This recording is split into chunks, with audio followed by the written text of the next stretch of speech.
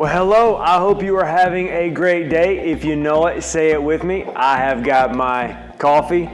I have got my brand new Bible I'm so excited about. And of course, I have you. I read a verse one time that honestly I didn't understand. And sometimes not only do I forget what this verse means, but I also forget how important it is.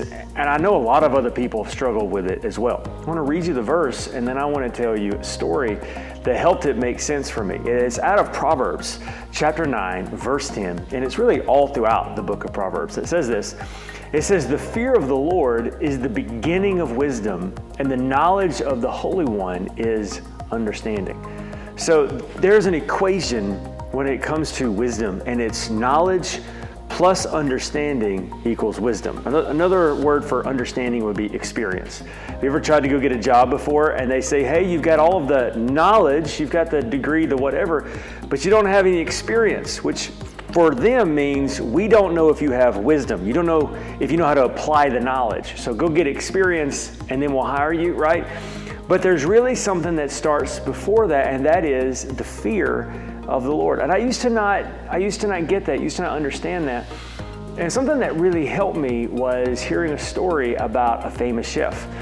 This story goes that when this chef was a kid, he loved to watch his dad cook.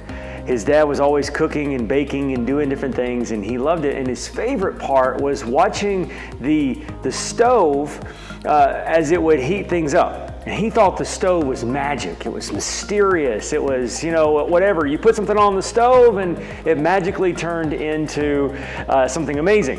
And he always wanted to touch the stove. And his dad would always say, hey, don't touch the stove, don't touch the stove.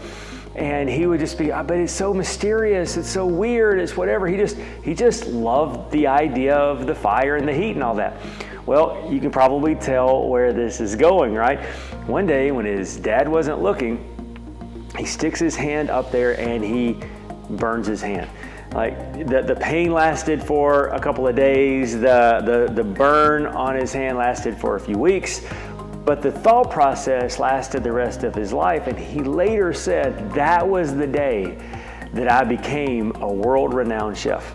That was the day when I had my own cookware line, my own Emmy-nominated cooking show. I sold all my books. He said, because it was that day that I learned to respect the tools of the trade.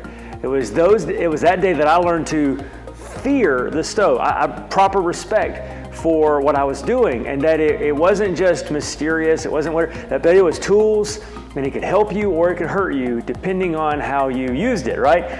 And I got to thinking about that, and it really helped me to get my mind around this verse, because God's not a tool. He's not a thing that you use on your whim.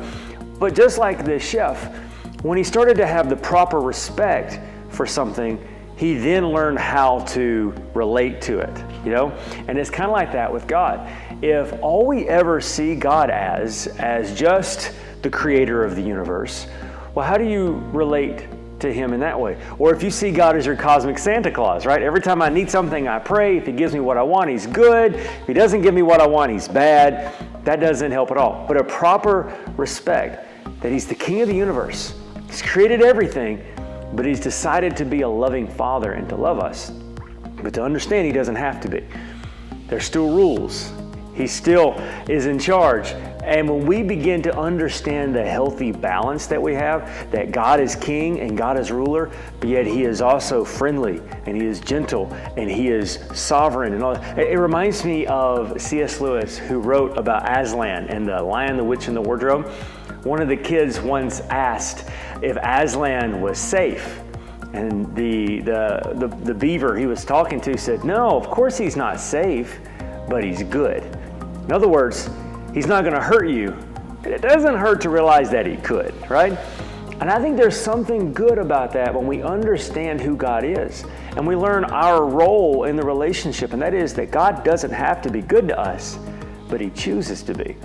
That helps us, because if we start to expect God's blessing and expect everything to always work out and expect, well, then when we don't get it, we get our feelings hurt. And if we're honest, we act a little spoiled, right? But then realizing God doesn't have to. He already did everything that he had to do when Jesus came to this earth and died for us. But he chooses to be good.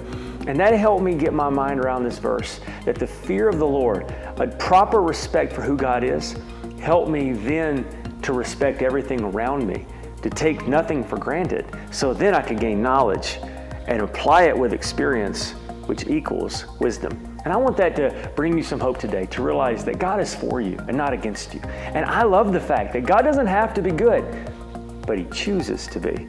And as we just grapple with that, it brings me a tremendous amount of hope. I want to tell you something I do know, and that is that God loves you more than you're ever going to understand. He is for you more than you can imagine, and you are probably doing better than you realize. You know why? Because you got up this morning. You didn't give up, but you decided to tackle this day. And I want you to know I love you so much. I'm so excited about what's going on in our RLC community, in the community at large, as churches are opening back up again and things are happening. It's exciting. And don't forget, if you live anywhere close to the Bowling Green area, June the 7th, we're having our lawn chair Sunday out in the front of our church. I am sitting in Hope Cafe, the front of our church, and right out here, we're going to have our parking lot set up. We're going to have, of course, our live RLC worship. Come on, somebody. Best worship. We're going to have a powerful, dynamic message. Praise the Lord. And we're going to have so much fun as well. So you got to do a couple things for me. First of all, make plans to be there. You can bring your lawn chair. You can sit out there. It's going to be great.